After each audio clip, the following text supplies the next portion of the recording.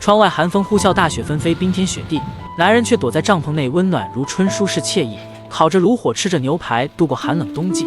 这天，世贤驾驶着百年大路虎突遇暴风雪，于是他将车开到了一片森林的空地，停稳车后就抱着狗子出来打量着露营场地。为了能尽快地适应这寒冷的环境，世贤挥起2米半的铁铲，就开始了处理积雪的工作。得益于他经常锻炼的缘故，很快就清理出来一块空地。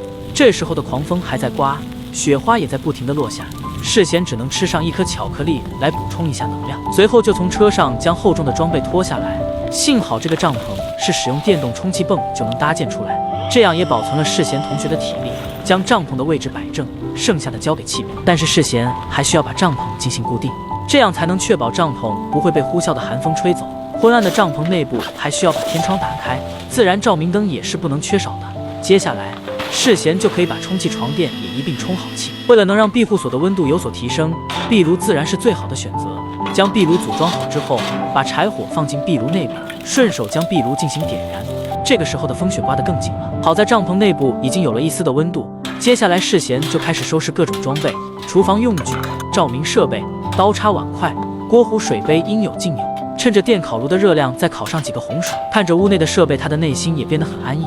转眼就来到了下午，世贤准备吃上一点下午茶，一杯热好的牛奶，几块香喷喷的烤红薯，这些朴实无华的食材就能让他很满足。吃饭这方面自然也是不能忘记狗子。这个时候的帐篷内部已经非常暖和，世贤只穿着1个半袖就足够。随着时间的推移，天色也逐渐变黑，这个时候的天空也已经不再飘雪。将照明设备放在雪堆内，别有一番不同的景色。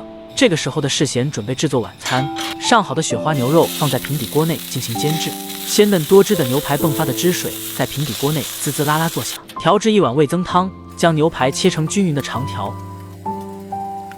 这个时候的米饭也已经蒸好，将切好的牛肉放在米饭上边，然后再打入1个公鸡蛋。当然，作为泡菜王国的欧巴，泡菜自然是不能少的。这个时候的狗子已经饿晕过去，在牛排上边再加入一些酱油。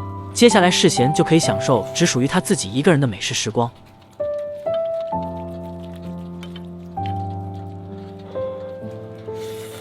不得不说，这个时间点看到他在吃饭，我看着也是口水直流。等他吃饱喝足之后，便躺在睡袋里面安详地睡过去了。